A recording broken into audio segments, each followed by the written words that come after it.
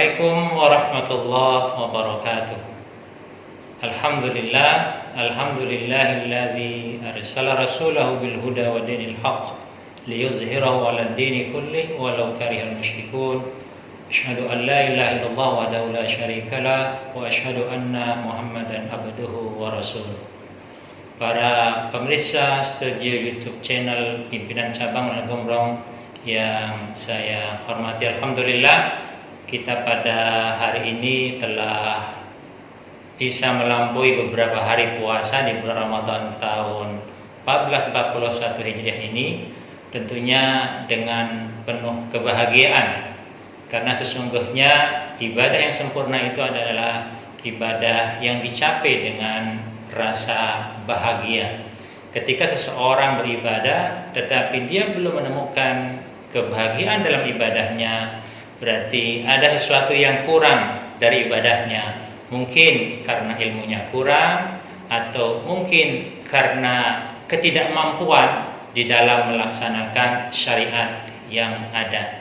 Dan alhamdulillah kita ditakdirkan untuk mendapatkan hidayah Islam, karena Islam ini adalah syariat yang akan menjaga keseluruhan aspek kehidupan kita.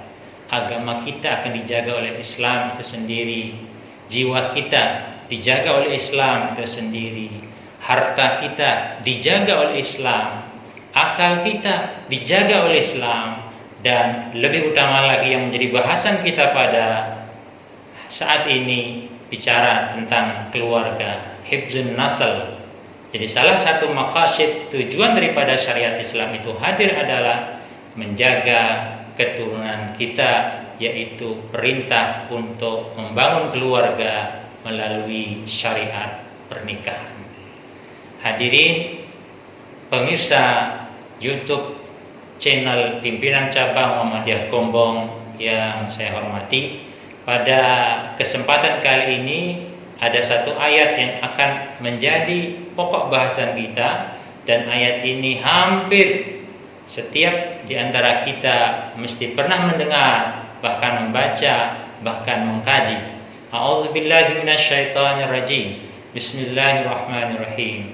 Ya ayyuhallazina amanu qu anfusakum wa ahlikum nara wa quduhan nas wal hijara 'alaiha malaikatun ghilazun syidadun la ya'sunallaha ma amarahum wa yaf'aluna ma yu'marun. Ayat ini para pemirsa luar biasa ya, kandungannya, susunan redaksinya. Kenapa?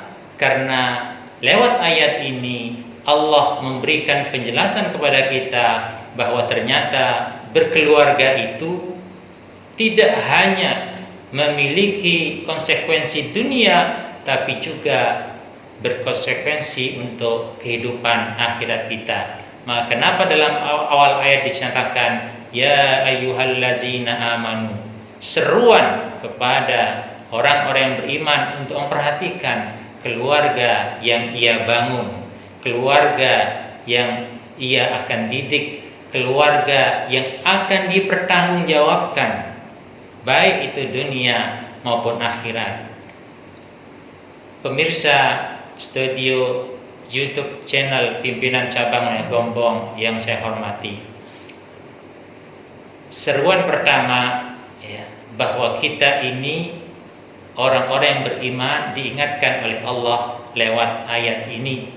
Pertama adalah perintah untuk menjaga diri kita dan keluarga kita.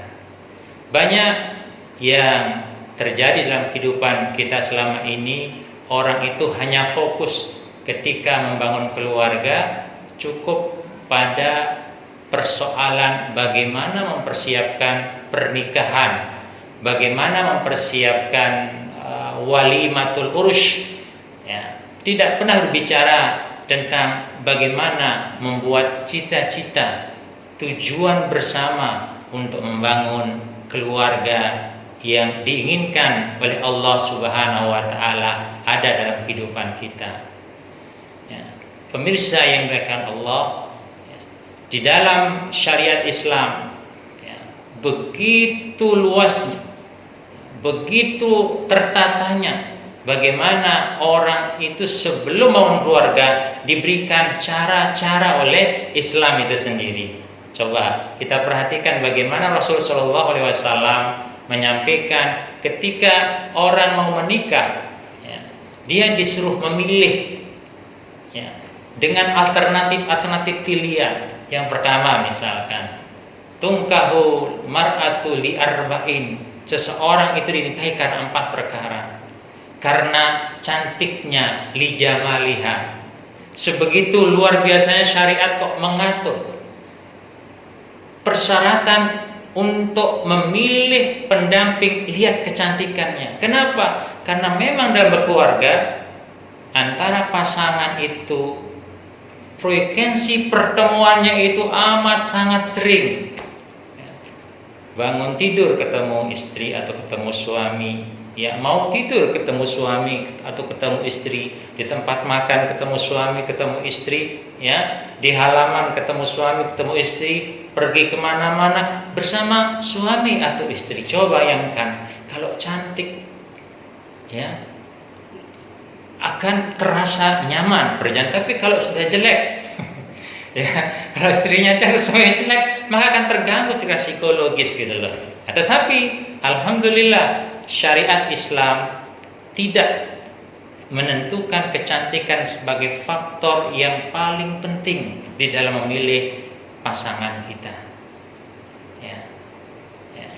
Kalau 17 tahun cantik, ya. Tetapi kalau nanti sudah berusia 71 tahun, maka kecantikan akan hilang. Maka kalau dasarnya pernikahan itu dasarnya hanya kecantikan saja, maka dia tidak membutuhkan waktu lama, keluarga itu akan hancur. Tetapi Rasul SAW memberikan ketentuan bahwa utamanya keluarga itu ada pada kepemilikan agama di dalam diri masing-masing pasangan.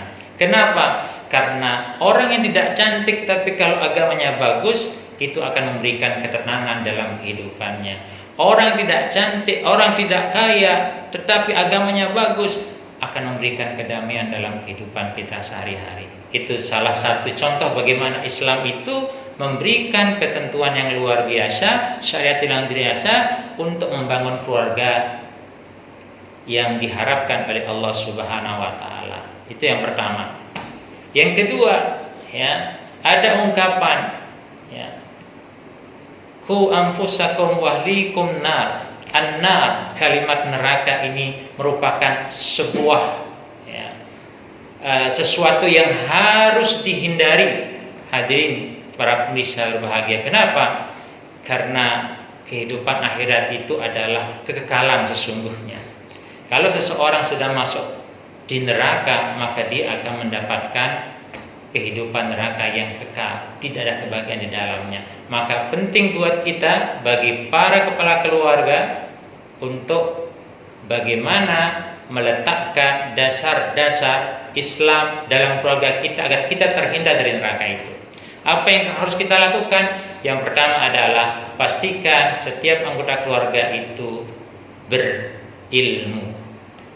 Kenapa? Karena dalam Islam itu ilmu menjadi dasar dari setiap amalan. Al-ilmu qoblal amal. Jadi amal tidak akan diterima oleh Allah Subhanahu wa taala bila mana tidak didasari dengan ilmu. Yang kedua, kepala keluarga, baik itu bapak ataupun istri mungkin, seorang ibu mungkin harus bisa membangun lingkungan di dalam keluarga tersebut. Kata kuncinya itu, membentuk karakter itu tidak bisa dengan dipaksa, tetapi karakter bisa dibentuk bila mana orang tua mampu membangun lingkungan. Jadi orang tua harus menjadi teladan dalam kebaikan di rumah tangga. Orang tua harus memberikan motivasi, dorongan, agar bisa memberikan contoh-contoh kepada anak-anak. Kemudian yang ketiga, apa yang harus dilakukan kalau kita kepingin terhindar dari neraka? Jadikan keluarga itu sebagai sebuah unit kerja Untuk apa? Untuk melaksanakan perintah-perintah Allah dan Rasul. Ya, kata kuncinya itu. Dan yang praktis, ya, karena terbatasnya waktu, yang praktis, mari kita sama-sama ikuti apa yang disampaikan oleh Allah dalam surat Thaha ayat 132. Allah Subhanahu wa taala mengatakan, wa'mur ahlaka bis-shalah wastabir 'alaiha la nas'aluka rizqan nahnu narzuquka wal 'aqibatu littaqwa. Ini rumusan sederhana yang Allah sudah siapkan bagi kita kepala keluarga. Apa yang harus kita bisa lakukan di sana? Tegakkan sholat. Tegakkan sholat di keluarga kita. Ya, jaga nilai sholat. Jaga nilai-nilai bacaan dan gerakan sholat kita. Ini kata kuncinya. Terlebih lagi pada masa sekarang, physical distancing yang dianjurkan oleh pemerintah. Jadikan waktu-waktu sholat kita sebagai waktu yang terbaik untuk mendidik mereka. Bahwa dalam sholat itu tidak hanya sebatas bacaan dan gerakan, tetapi di sana ada nilai-nilai penting yang diajarkan oleh Islam yang bisa kita sampaikan kepada anggota keluarga kita. Ketika kita mampu untuk mendidik mereka, ketika kita mampu untuk menjadikan teladan pada mereka, maka insya Allah neraka jauh dari kehidupan kita di akhirat, dan kita pun bisa bertemu, ya, sekeluarga kembali di surganya Allah kelak. Semoga ini menjadi catatan yang penting buat kita, dan terlebih lagi di masa physical distancing ini, kekuatan yang utama penggeraknya adalah para kepala keluarga untuk mengendalikan mereka. Demikian yang bisa saya sampaikan pada saat ini. Semoga ada manfaatnya, dan semoga Allah Subhanahu wa taala menghindarkan kita dari segala wabah yang bisa menghilangkan kesempatan kita untuk beribadah sebaik mungkin kepada Allah Subhanahu wa taala. Assalamualaikum warahmatullahi wabarakatuh.